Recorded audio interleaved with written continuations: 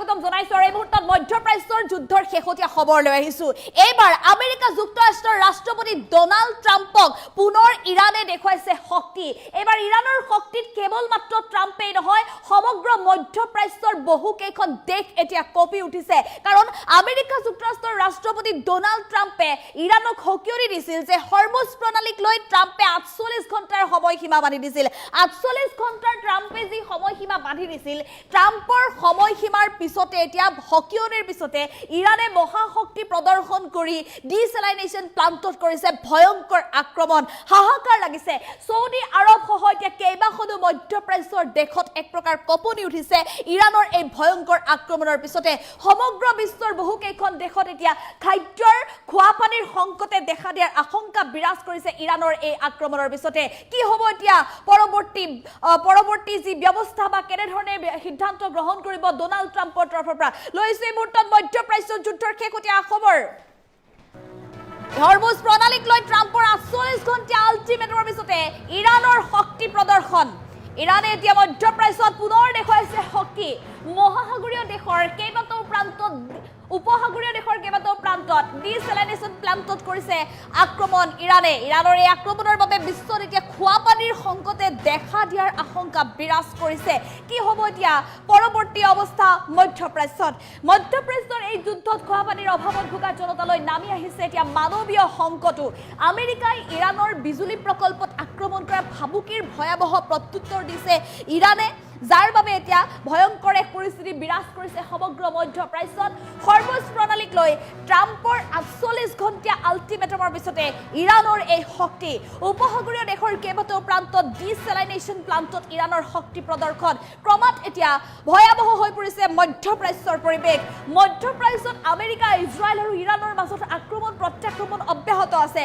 এফালে উল্লেখ কৰিব লাগিব যে শেহতীয়াকৈ যিহেতু ব্ৰিটেইনে মহাশক্তি প্ৰদৰ্শন কৰিবলৈ নামি পৰিছে আৰৱ সাগৰত সমুদ্ৰ পৃষ্ঠত ভয়ংকৰ শক্তি প্ৰদৰ্শনেৰে পাৰমাণৱিক ছাবমেৰিন দমাইছে এতিয়া বিশাল সৈন্য বাহিনীৰ হৈ ব্ৰিটেইনে। আমেৰিকা যুক্তৰাষ্ট্ৰৰ সমৰ্থনত ইৰাণৰ বিৰুদ্ধে নামি পৰিছে ব্ৰিটেইন এই যুদ্ধত। এফালে আমেৰিকাই যেতিয়াই বন্ধু ৰাষ্ট্ৰ ব্ৰিটেইনৰ তৰফৰ পৰা সহায় লাভ কৰিলে, তাৰ পিছতে ইৰাণক পুনৰ আক্ৰমণৰ লক্ষ্য কৰি ল'লে। ইৰাণৰ বিজুলী কেন্দ্ৰসমূহত আক্ৰমণৰ ভাবুকি প্ৰদান কৰিছিল মাত্ৰ ট্ৰাম্পে, কিন্তু ট্ৰাম্পে প্ৰদান কৰিছিল ভাবুকি। ট্ৰাম্পৰ ভাবুকিৰ বিপৰীতে ইৰাণে কিন্তু ডাইৰেক্ট একশ্যন দেখুৱাই দিলে। ট্ৰাম্পে ভাবুকি দিছিল যে হৰমুজ প্ৰণালী যদি 48 ঘণ্টাৰ ভিতৰত খুলি নিদিয়ে, তেনেহ'লে ইৰাণৰ বিজুলী কেন্দ্ৰত আক্ৰমণ কৰিব ডোনাল্ড ট্ৰাম্পৰ মাৰ্কিন সেনাই। আমেৰিকা যুক্তৰাষ্ট্ৰৰ সেই ভাবুকিৰ বিপৰীতে ইৰাণে কিন্তু ডাইৰেক্ট একশ্যন দেখুৱাই আক্ৰমণ কৰিলে ডিচেলাইনেশ্যন প্লান্টত, আৰু যাৰ বাবে এতিয়া হাহাকাৰ লাগিছে সমগ্ৰ বিশ্বত। কাৰণ এই যি ডিচেলাইনেশ্যন প্লান্ট আছে, যাৰ জৰিয়তে সাগৰীয় অৰ্থাৎ সমুদ্ৰৰ যি নিমখীয়া পানী, যি অনুপযোগী পানী, সেই খাদ্যৰ বাবে, খোৱাৰ পানীৰ বাবে অনুপযোগী পানীক ৰিফাইন কৰি সেই পানী সংশোধন কৰি খোৱা পানীলৈ পৰিণত কৰে যি প্ৰকল্প, এটা অত্যাধুনিক প্ৰকল্প, সেই অত্যাধুনিক প্ৰকল্প ডিচেলাইনেশ্যন প্লান্টত আক্ৰমণ কৰি ধ্বংস কৰিলে এতিয়া ইৰাণে। কি হ'ব এতিয়া পৰৱৰ্তী পৰিস্থিতি? কাৰণ মধ্যপ্ৰাচ্যত যদি ডিচেলাইনেশ্যন প্লান্টটো ধ্বংস কৰে, বিভিন্ন মধ্যপ্ৰাচ্যৰ দেশসমূহত ইয়াৰ প্ৰভাৱ পৰিব। ছৌদি আৰবৰ 70% ইয়াত নিৰ্ভৰশীল ডিচেলাইনেশ্যন প্লান্টৰ ওপৰত। কেৱল ইমানেই নহয়, কুৱেইটৰো প্ৰায় 64%ৰ পৰা 90% কেৱল মাত্ৰ নিৰ্ভৰশীল এই ডিচেলাইনেশ্যন প্লান্টৰ ওপৰত।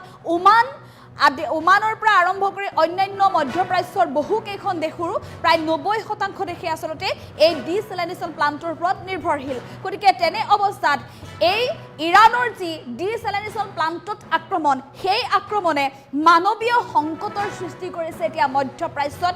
খোৱাপানীৰ নাটনিত ভুগিব লাগিব এতিয়া মধ্যপ্ৰাচ্যৰ জনসাধাৰণ। গতিকে ট্ৰাম্পে ইৰাণক জোকাই লৈ যি মহা ভুল কৰিলে, তাৰ পৰিণাম এতিয়া ভুগিব লাগিব মধ্যপ্ৰাচ্যৰ বহুকেইখন দেশে। কি হ'ব এতিয়া পৰৱৰ্তী ব্যৱস্থা বা কেনেধৰণে ট্ৰাম্পে এই মধ্যপ্ৰাচ্যৰ জনতাক কৰিব উদ্ধাৰ? ইৰাণৰ বিৰুদ্ধে যুদ্ধ কৰি মধ্যপ্ৰাচ্যৰ জনসাধাৰণৰ মাজত বৰ্তমান সম্প্ৰতি যি আচলতে মানৱীয় সংকট দেখা দিছে, সেই সংকট দূৰ কৰিবলৈ ট্ৰাম্পৰ পৰৱৰ্তী একশ্যন কি হ'ব, সেয়া হ'ব পৰৱৰ্তী সময়ত খুবেই লক্ষণীয়।